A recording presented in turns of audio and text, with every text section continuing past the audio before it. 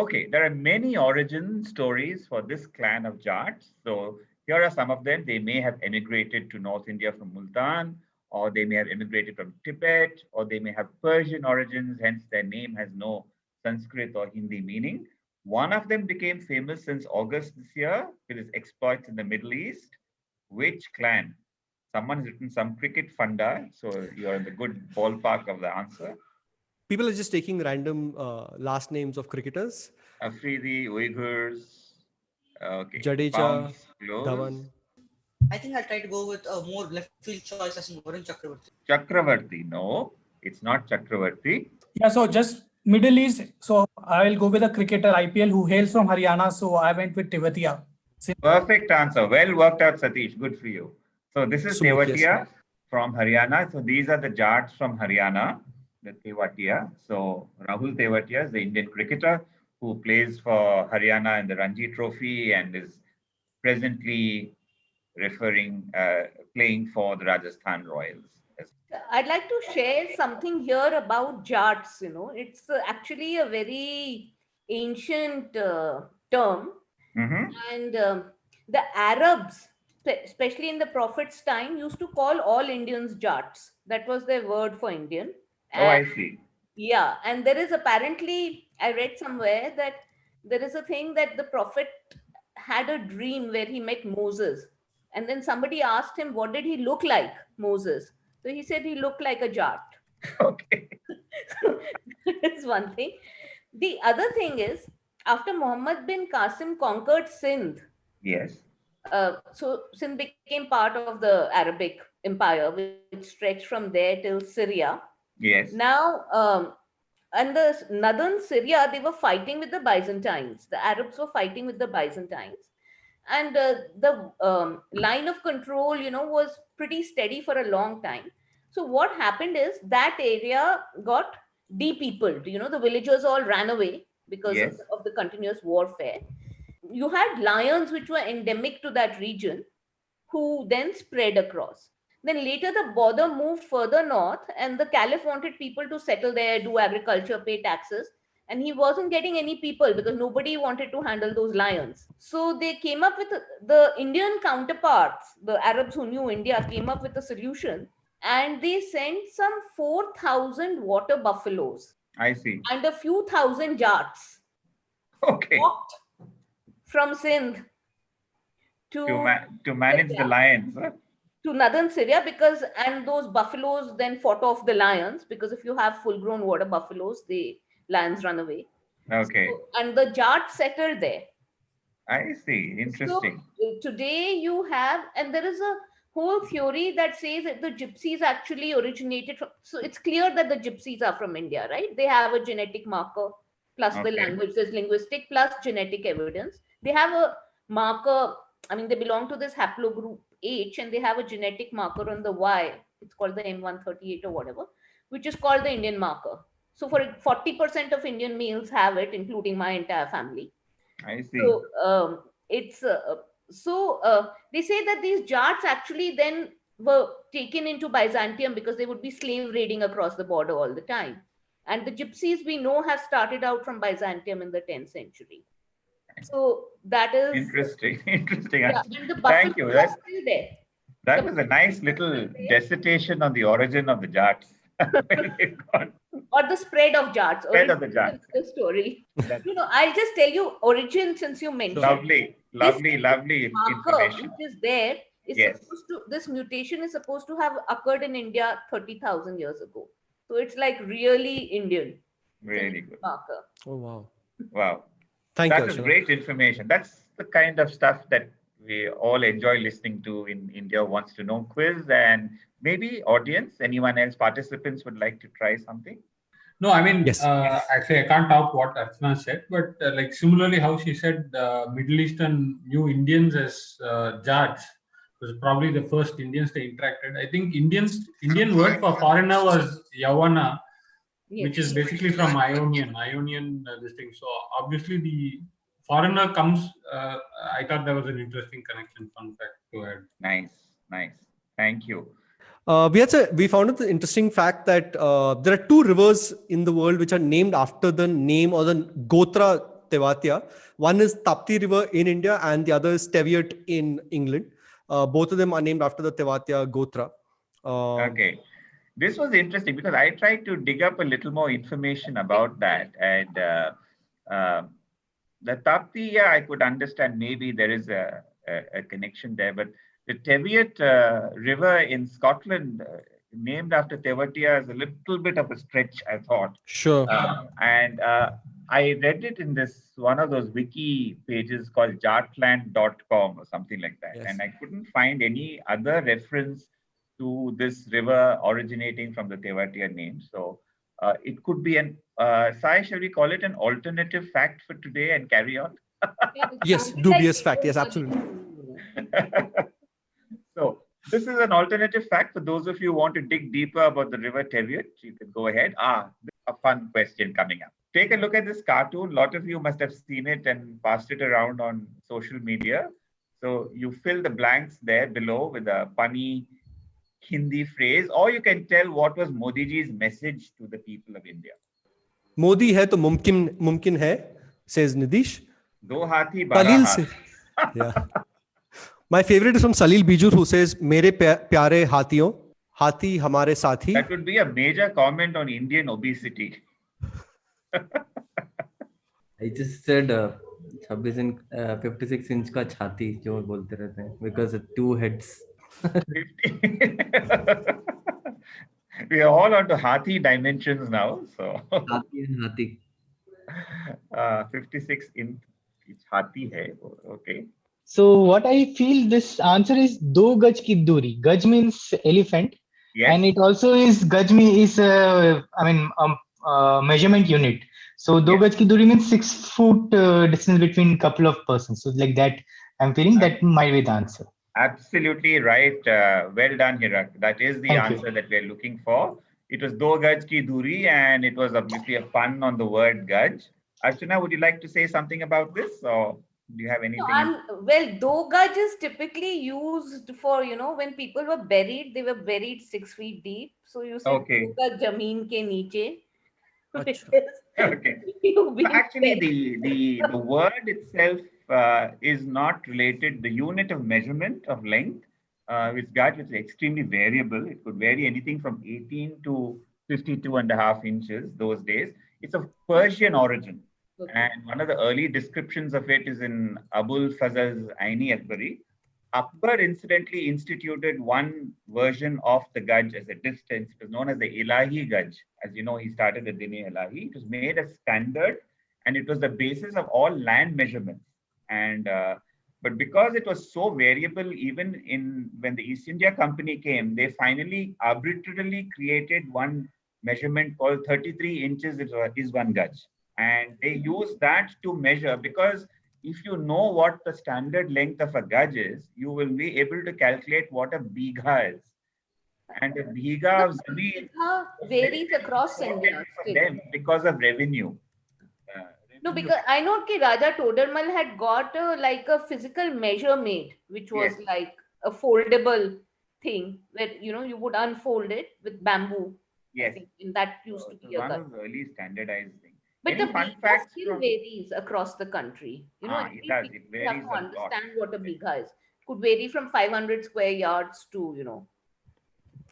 The only thing is that this reminded me of one old quiz question of, Yes. what are the famous last words associated with John Sedgwick, the highest ranking Union general killed in the Civil War? And the answer is they couldn't kill an elephant at that distance. That was funny. Thank you, Vikram. No, I was just saying that yard and gaj are very similar in length. I think they are both about 0.9 Yeah. meters. 3 feet. Huh? Yeah. I mean, in property terms, a gaj is used for a yard today. If you Yeah, ask that's somebody right, yeah. what is the size of this plot, they'll say itne gaj. It's a yard, 3 feet or whatever. So Thanks. when Sai put up this question, I think quizzers have got weirdly wired neurons in their heads. So my first thing was, since he mentioned about do gaj ki duri and COVID vaccine and social distancing. So I really wanted to know what is the dimensions of the elephant there, since it was do gaj ki duri. So I found out after great research into this subject. But the average adult Indian elephant, the width is 10 feet across. Apparently, it's 21 feet in from front to back and about weighs 5.5 tons, but it's 10 feet across. So two elephants would be 20 feet totally, which is a great distance, much better than the 6 feet social distancing, which led me to another very interesting point regarding 6 feet. A lot of you think that 6 feet is enough. Okay, it's probably enough outdoors. It's not enough indoors, and definitely not enough when you are sitting in a poorly ventilated room, whether it is, for example, in a restaurant or a movie theater, etc., it's all closed, where these viruses can remain in droplets in the atmosphere, in the air around you for much longer periods and much greater distances. And the 6 feet actually comes from the older measurements of when someone used to cough or sneeze, the droplets of sneezing used to go around about 6 feet or so. So people, that's how it came. And this was much before the idea of aerosols originated. Now we all know that viruses spread by aerosols, which is that kind of suspension of solid particles in a gas. So this concept of aerosols had not been propounded then when the 6 feet idea had come, because people could only see droplets, whereas aerosols, you can't really see them. So, which is why we need to keep much greater distances than what 6 feet is, depending on where you are located. Exactly. So 20 feet is a great. Do gaj ki duri would be a great distance for social distancing. Yeah, but I just want to point hats off to Modi ji for being ahead of his time. No, Gaj and Gaz are two totally different word origins, right? Absolutely. Gaz, which is Persian, and the Gaj is a Sanskrit word. Yes. They're not. Yes. They just sound. There's no connection. That's why it's a pun. It is a great pun. So thank you, Sai. That is a great question and led me to all sorts of crazy bylanes of quizzing. So yeah, hi guys. I had seen posters in we on Twitter for Australia. They say keep distance of at least 1 croc away. That's the language they understand. And in New Zealand, basically, they talk about 1 cow away. 1 cow, yeah, 1 cow in New Zealand, cow, and maybe if more than 1 cow and a sheep. And in Australia, it's a croc, basically. That's the understanding. Or maybe 4 koalas. Yeah. These are all new COVID-related units of social distancing. Yeah, and more realistic than the gaj we have. Yeah. So we have 2 elephants, 1 crocodile, 1 cow, and a sheep. And a sheep. Amongst all the animals used for social distancing, here they are, all listed for you on India Wants to Know. Okay, this is not really a question. It's just a curiosity that we're checking. Yeah. If anyone has seen Scam 1992, here's the question. Reliving my memories, investing in the market in 1992, very heady. Oh God. This is Pratik Gandhi, the actor. He became famous for acting as Harshad Mehta.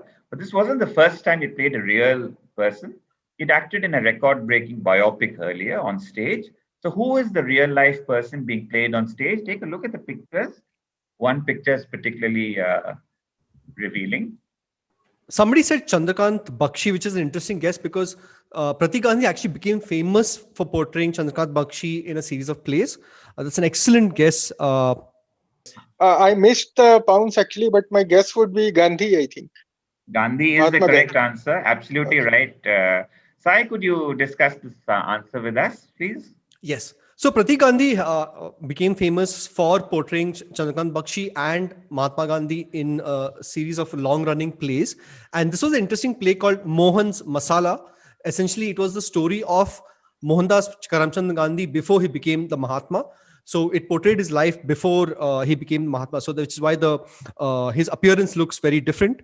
Has anybody in the participants seen this play or any of Pratik Gandhi's plays? He's a very, very famous theatre personality.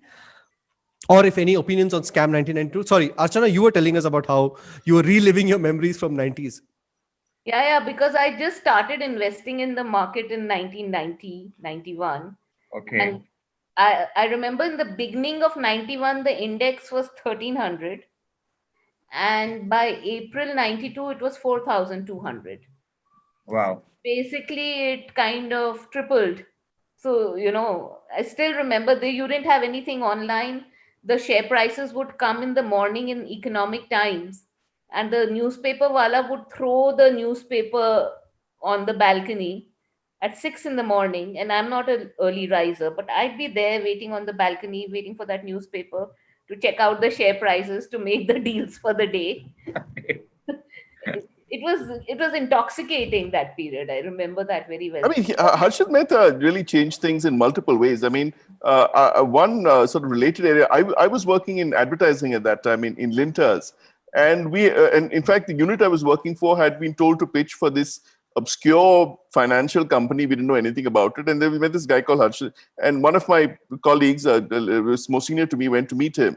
And he told her that, I will give you, and he showed her the money. He said, this is the money I can give you, but I want an ad across India tomorrow. Now, that was logistically almost impossible. But two colleagues of mine actually went and came up with that famous Harshad Mehta is a liar ad. And, it was quite incredible. I mean, basically, all the work in the ad agency across all divisions stopped. And everybody, the whole agency swung into action to get this. People were actually physically put on planes to different cities to give the ads to the newspapers. It was actually incredible. And sure enough, I mean, we got, and that was when we realized that this man was thinking on a different level altogether. It's another matter that after the scam broke and etc., Alec Padamsee actually did a reverse operation. He got all the original ads taken back and destroyed because he didn't want the Lintas associated with it. But that's an example of how Harshad Mehta really, shook things up. Interesting. There was a joke in those days. Harshad Mehta's company was called Grow More, right? Yes. So they said, Ajit says, isko Harshad poison pila do, ye Grow More se no more ho jayega. Oh, God. So the top four actors, Pratik, his brother Hemant Kher, who has played his brother, then Chirag and Jay Upadhyay. They are best friends from the theater. They are best friends from last 15 years, and you can see the chemistry. Hansal Mehta and the casting agency, they hit a jackpot when they casted all these four friends together in the topmost roles. So you can see the chemistry between them in the entire series. Thanks, Nice. Jatin. Thank you. So typically the financial year has 4 quarters. Indian financial markets have 5 quarters. What is the 5th quarter called? This will be the festive season, like the Dussehra Diwali belt, basically. That is what specifically we were looking for, which is the Diwali quarter, also known as the Muhurat trading season, where we have that 1 hour special Muhurat on Diwali day. That incidentally was started by the BSE in 1957. And so Diwali quarter is what we were looking for.